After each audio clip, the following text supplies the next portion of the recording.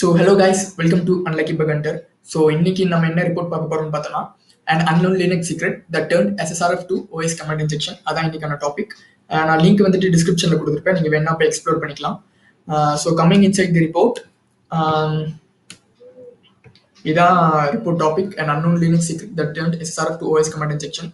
ஒன்றும் இல்லை, ஒரு அட்டாக்கர் வந்துட்டு ஒரு SSRF வல்னரபிலிட்டி ஃபைண்ட் பண்ணியிருக்காரு. அதை வந்துட்டு through privilege escalation OS command இன்ஜெக்ஷனாக மாற்றிருக்காரு. அதாவது ஒரு கிரிட்டிக்கல், ஒரு ஹை லெவல் பக் வந்துட்டு கிரிட்டிக்கல் பக்காக மாற்றி எஸ்கலேட் பண்ணியிருக்காரு. ஸோ SSRF அண்ட் கமாண்ட் இன்ஜெக்ஷனாக ஆல்ரெடி பக் அண்ட் டெஸ்ட்னு தெரியும். So skipping the step. நான் என்ன பண்ணாருன்னு மட்டும் சொல்கிறேன். ஸோ வந்துட்டு அவருக்கு ஒரு URL, டொமைன் நேம் URL இருக்குது. அதில் வந்துட்டு ரீடைரக்ட் URL வந்துட்டு HTTP டெஸ்ட் சைட் சம்திங் இருக்குது. ஸோ அந்த URL வந்துட்டு அவர் என்ன பண்ணியிருக்காருன்னா த்ரூ பர்க் கொலாபரேட்டர் கிளைண்ட் அதில் வந்துட்டு ஒரு லிங்க் ஜெனரேட் பண்ணி இந்த URL அவர் ஜெனரேட் பண்ணிட்டாரு. ஜெனரேட் பண்ணோன்னு பார்த்தீங்கன்னா அவருக்கு வந்துட்டு பர்க் கொலாபரேட்டர் வந்துட்டு அவருக்கு வந்துட்டு இன்ட்ராக்ஷன்ஸ் வந்திருக்கு. லைக் இப்போ பார்த்தீங்கன்னா இந்த மாதிரி இன்ட்ராக்ஷன்ஸ் வந்திருக்கு அவருக்கு. HTTP and DNS HTTP interactions வந்திருக்கு.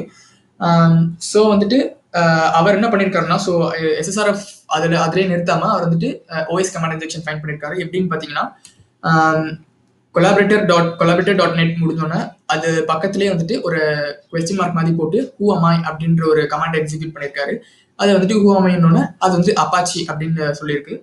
ஸோ வந்துட்டு அந்த இடத்துல அவர் வந்துட்டு என்ன பண்ணியிருக்காருன்னா OS கமாண்ட் இன்ஜெக்ஷன் ஃபைண்ட் பண்ணியிருக்காரு. ஸோ இது வந்துட்டு இன்னும் கொஞ்சம் சிவியர் பக் வந்துட்டு இன்னும் கொஞ்சம் கிரிட்டிக்கலாக எடுத்துகிட்டு போகணுன்ற ஒரு காரணத்துக்காக அவர் வந்து உள்ள இருக்க யூசர் பாஸ்வேர்ட் ஃபீல்டில் இருக்க இதை கேட் பண்ணுறதுக்காக அவர் ட்ரை பண்ணியிருக்காரு.